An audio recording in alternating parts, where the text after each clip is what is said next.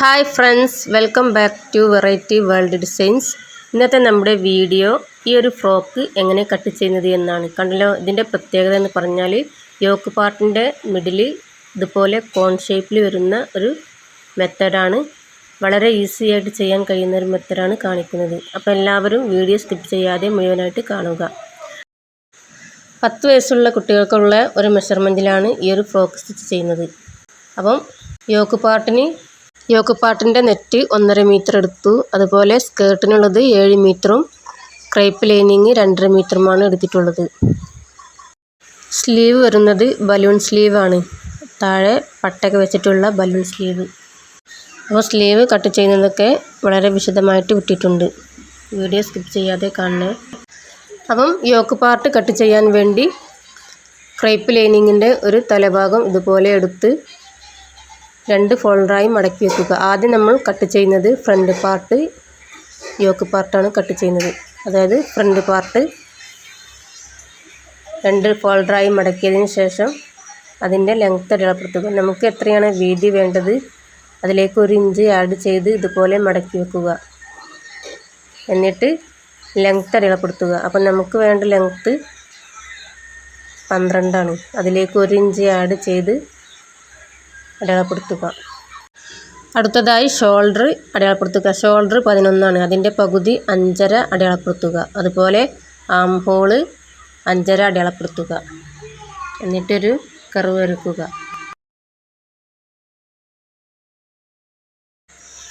ഇനി ചെസ്റ്റ് അടയാളപ്പെടുത്തുക.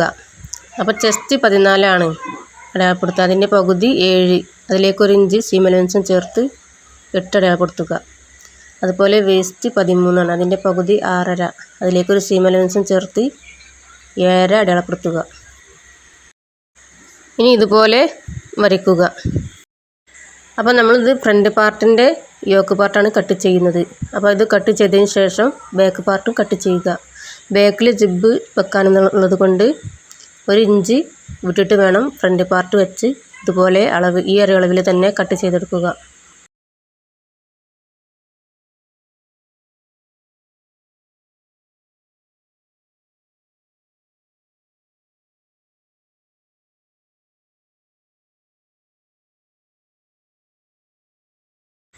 ഇനി ബാക്ക് പാർട്ടിന് വേണ്ടി 1 ഇഞ്ച് ഏറെ മടക്കിയതിന് ശേഷം നല്ല ഇതുപോലെ 1 ഇഞ്ച് ഏറെ മടക്കിയതിന് ശേഷം ഫ്രണ്ട് പാർട്ട് വെച്ച് അതേ അളവിൽ കട്ട് ചെയ്തെടുക്കുക.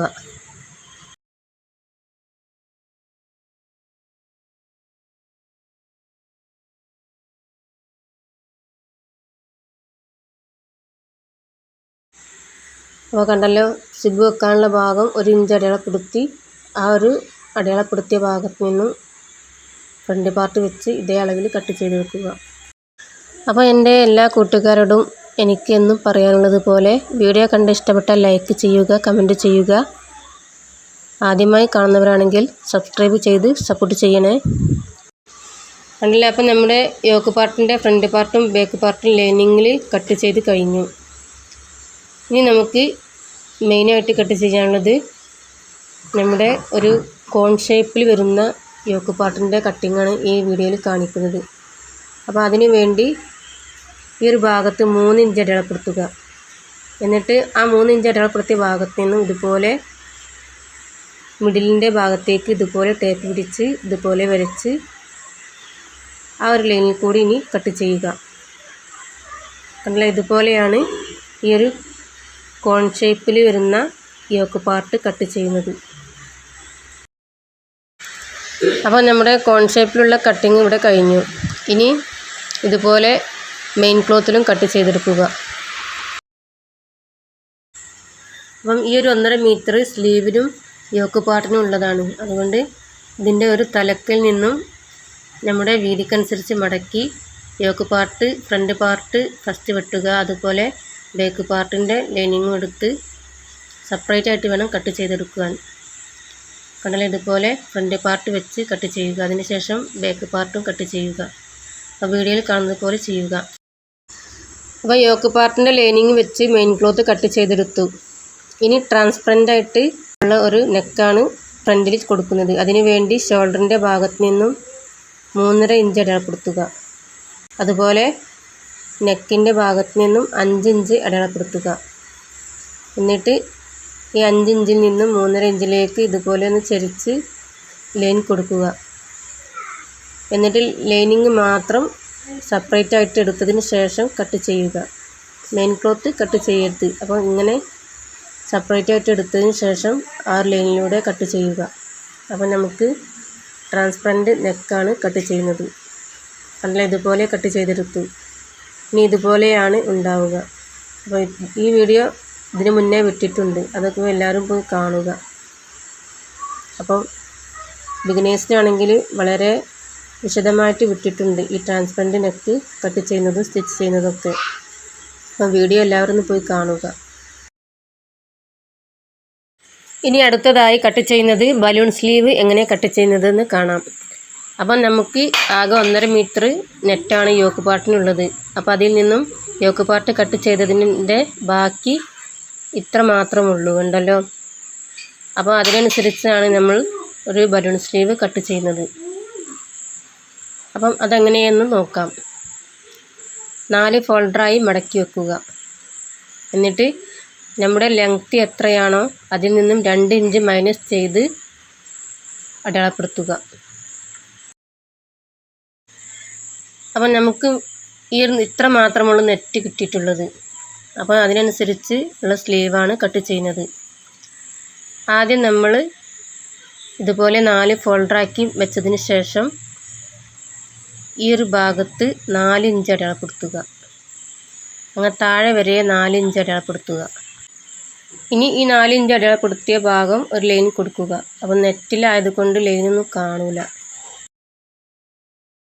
നമ്മുടെ ലെങ്ത്ത് അടയാളപ്പെടുത്തിയതിൻ്റെ മുകളിലേക്ക് 3 ഇഞ്ച് അടയാളപ്പെടുത്തുക, അല്ലെങ്കിൽ 4 ഇഞ്ച് അടയാളപ്പെടുത്തുക. അല്ലോ, നമ്മുടെ ലെങ്ത്ത് അടയാളപ്പെടുത്തിയതിൻ്റെ മുകളിലേക്ക് 3 ഇഞ്ച് 4 ഇഞ്ചൊക്കെ അടയാളപ്പെടുത്താം. ഞാനിവിടെ നെറ്റ് കുറവായതുകൊണ്ട് 3 ഇഞ്ചാണ് അടയാളപ്പെടുത്തിയത്. ഇനി 4 ഇഞ്ച് അടയാളപ്പെടുത്തിയ ഭാഗത്ത് നിന്നും സാധാരണ നമുക്ക് ആം ഹോളിൻ്റെ എല്ലാ അളവുകളും അടയാളപ്പെടുത്തി സാധാരണ സ്ലീവ് വരക്കുന്നത് പോലെ വരച്ചെടുക്കുക. അതിനുശേഷം പഫ് സ്ലീവിന് വേണ്ടി മുകളിൽ നിന്നും ഇതുപോലെ ഒന്ന് ഷേപ്പ് ചെയ്തെടുക്കുക. എന്നിട്ട് താഴെയും അതുപോലെ കുറച്ച് വീതിക്ക് ഇതുപോലെ അടയാളപ്പെടുത്തി വരയ്ക്കുക. എന്നിട്ട് കട്ട് ചെയ്തെടുക്കുക. അപ്പോൾ ഇതുപോലെ വളരെ സിമ്പിളായിട്ടാണ് ഈ ഒരു ബലൂൺ സ്ലീവ് കട്ട് ചെയ്യുന്നത്. വളരെ സിമ്പിളാണ് ഈ ഒരു മെത്തേഡ്. അപ്പോൾ എല്ലാവരും ഇതുപോലെ ഒന്ന് ചെയ്ത് നോക്കുക. അപ്പം നമ്മുടെ കുട്ടികൾക്ക് തന്നെ നമുക്ക് തന്നെ സ്റ്റിച്ച് ചെയ്ത് കൊടുക്കാം ഇങ്ങനെയൊക്കെ ചെയ്താൽ. അപ്പോൾ നല്ല പെർഫെക്റ്റായിട്ട് ഈ ഒരു സ്ലീവ് നമുക്ക് കിട്ടിയിട്ടുണ്ട്. അപ്പോൾ നമ്മുടെ പഫ് സ്ലീവ് ഇവിടെ കട്ട് ചെയ്തെടുത്തു. അപ്പോൾ ഇതിനെക്കാട്ടിലും ക്ലോത്ത് ഉണ്ടെങ്കിൽ നല്ല അടിപൊളിയായിരിക്കും. അപ്പോൾ ഞാനിവിടെ ഉള്ളത് കൊണ്ട് ചെയ്തതാണ്. കണ്ടല്ലോ, ഇതുപോലെയാണ് നമുക്ക് ബലൂൺ സ്ലീവ് കിട്ടുക. അപ്പം നമ്മുടെ സ്ലീവും യോക്ക് പാർട്ടൊക്കെ കട്ട് ചെയ്തെടുത്തു കഴിഞ്ഞു. ഇനി സ്കേർട്ടിനുള്ള പാർട്ട് കട്ട് ചെയ്യാം. അതിനു വേണ്ടി ബാക്കി വരുന്ന ലൈനിങ് ഇതുപോലെ ക്രമത്തിൽ കട്ട് ചെയ്തെടുക്കുക. യോക്ക് പാർട്ട് കട്ട് ചെയ്ത ആ ഒരു എഡ്ജ് ഇതുപോലെ ക്രമത്തിൽ കട്ട് ചെയ്തെടുക്കുക.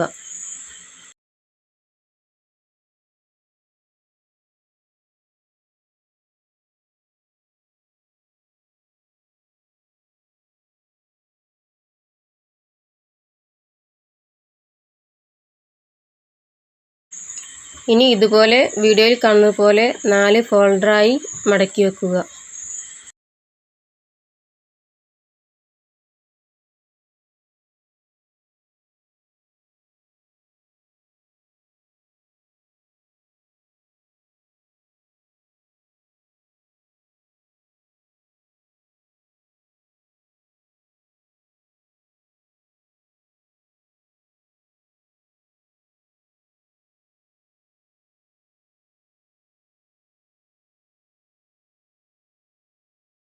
കണ്ടില്ല, ലൈനിങ് 4 ഫോൾഡറാക്കി വെച്ചു. അപ്പം അതിൻ്റെ എഡ്ജ് താഴെ ഭാഗം കറക്റ്റാക്കി ഒന്ന് കട്ട് ചെയ്തെടുക്കുക.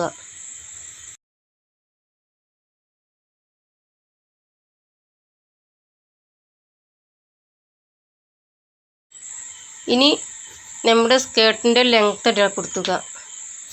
അപ്പം മൊത്തത്തിലുള്ള അളവ് എത്രയാണോ അതിൽ നിന്നും 12 യോക്ക് പാർട്ടിൻ്റെ ലെങ്ത്ത് വിട്ടതിന് ശേഷം അടയാളപ്പെടുത്തുക. കണ്ടില്ല, ഇതുപോലെ 12 പുറത്തേക്ക് തള്ളി വെച്ചതിന് ശേഷം ഇതുപോലെ.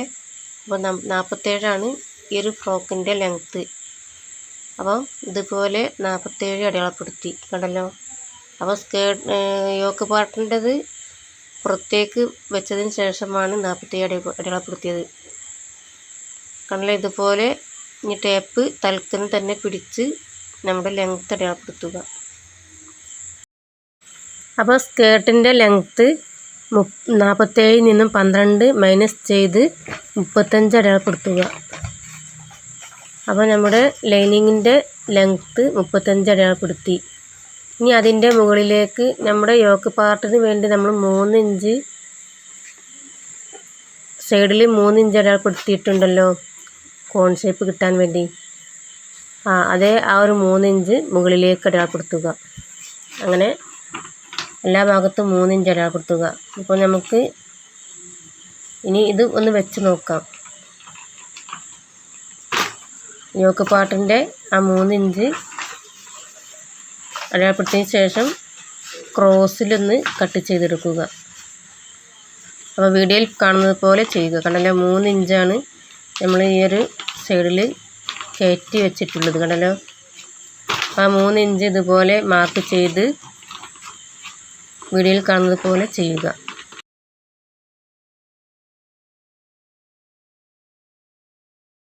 അപ്പോൾ നമ്മുടെ സ്കേർട്ടിൻ്റെ ലെങ്ത്ത് എത്രയാണോ അതിലേക്ക് 3 ഇഞ്ച് ആഡ് ചെയ്യുക. നമ്മൾ കോൺ ഷേപ്പിന് വേണ്ടി 3 ഇഞ്ചാണല്ലോ യോക്ക് പാർട്ടിൽ അടയാളപ്പെടുത്തിയത്. ആ ഒരു 3 ഇഞ്ച് സ്കേർട്ടിൻ്റെ ലെങ്ത്തിൽ നിന്നും 3 ഇഞ്ച് അടയാളപ്പെടുത്തി ഇതുപോലെ ലൈൻ വരയ്ക്കുക. എന്നിട്ട് ഇതുപോലെ ടേപ്പ് പിടിച്ച് നമ്മുടെ ലെങ്ത്തിൻ്റെ ആ ഒരു അടയാളപ്പെടുത്തിയ ഭാഗത്ത് നിന്ന് ടേപ്പ് പിടിച്ച് 3 ഇഞ്ച് ഏറെ ഇട്ട ഭാഗത്തേക്ക് ഇതുപോലെ ചെരിച്ച് ലൈൻ കൊടുത്ത് അതുപോലെ കട്ട് ചെയ്തെടുക്കുക.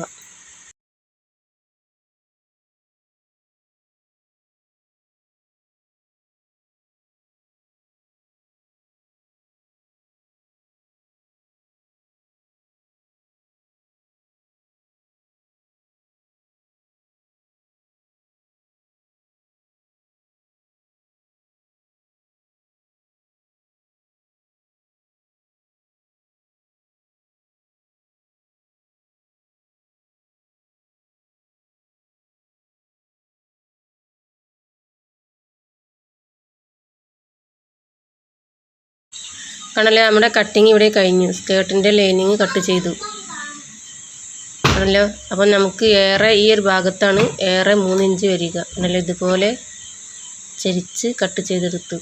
ഇനി ഇതുപോലെ തന്നെ 4 ഫോൾഡറാക്കി നെറ്റ് നമ്മൾ എത്രയാണ് നെറ്റ് എടുക്കുന്നത് 7 മീറ്ററാണ് ഞാനിവിടെ നെറ്റ് എടുത്തത് സ്കേർട്ടിന് വേണ്ടി. ആ ഒരു 7 മീറ്ററും ഇതുപോലെ 4 ഫോൾഡറാക്കി വെക്കുക. കണ്ടല്ലോ, ഇത് ആദ്യം ഒരു ഫോൾഡറാക്കി വെച്ചതിന് ശേഷം ഇതുപോലെ 4 ഫോൾഡറാക്കി വെക്കുക. അപ്പോൾ നമ്മൾ എത്രയാണ് ആ മീറ്റർ എടുക്കുന്നത് അത് ഫുള്ളായിട്ട് ഇതുപോലെ 4 ഫോൾഡറാക്കി വെച്ചതിന് ശേഷം അപ്പോൾ നമുക്ക് ഈ ഒരു നെറ്റ് ഇതുപോലെ നിവർത്തി വെക്കാൻ, ഇത് ഫുള്ളായിട്ട് നിവർത്തി വെക്കാൻ നമുക്ക് ഇവിടെ സൗകര്യമില്ല. അതുകൊണ്ട് ഞാൻ ഈ ഒരു നെറ്റ് ഫ്ലോറിൽ നിവർത്തി വെച്ചതിന് ശേഷമാണ് കട്ട് ചെയ്യാൻ പോകുന്നത്. അപ്പോൾ ഞാനിവിടെ ഈ ഒരു നെറ്റ് ഫുള്ളായിട്ട് 4 ഫോൾഡറാക്കി വെച്ചതിന് ശേഷം ഫ്ലോറിൽ ഇങ്ങനെ നിവർത്തി വെച്ചിട്ടുണ്ട്. എന്നിട്ട് ലെങ്ത്ത് ഞാനിവിടെ അടയാളപ്പെടുത്തി. അതിനുശേഷം 3 ഇഞ്ച് മുകളിലേക്കും അടയാളപ്പെടുത്തി. കണ്ടല്ലോ, ഇനി നമ്മൾ ലൈനിങ്ങിൽ എങ്ങനെയാണോ കട്ട് ചെയ്തത് അതുപോലെ തന്നെ ടേപ്പ് പിടിച്ച് ഇതുപോലെ ഫുള്ളായിട്ടൊന്ന് ക്രോസിൽ കട്ട് ചെയ്തെടുക്കുക.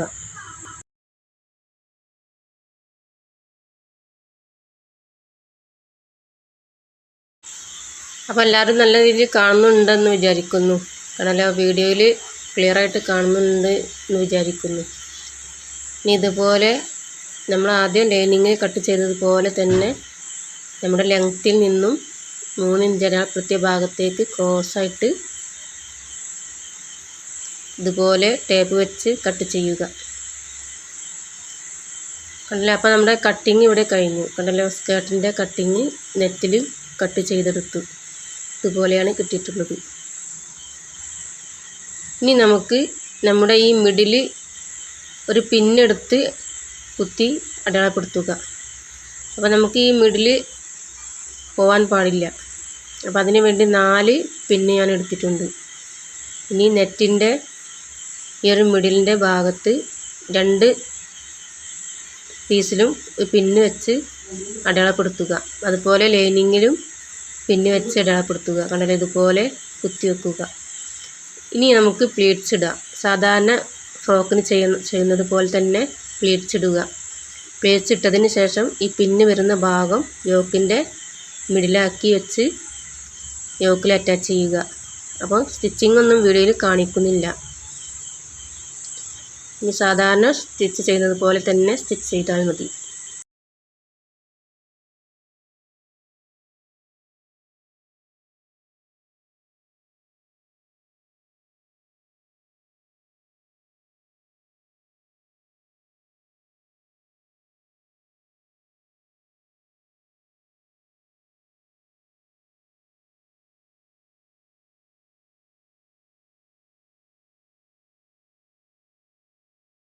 അപ്പോൾ മിഡിൽ അറിയാൻ വേണ്ടി ഇതുപോലെ പിന്ന് വെച്ച് അടയാളപ്പെടുത്തുക.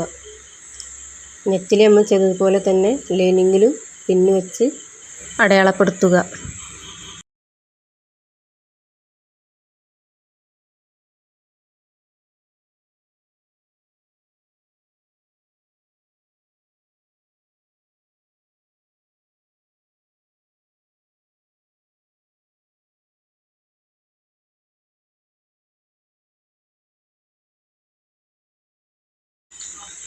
കണ്ടല്ലോ, ഇതുപോലെയാണ് സ്റ്റിച്ച് ചെയ്താൽ കിട്ടുക.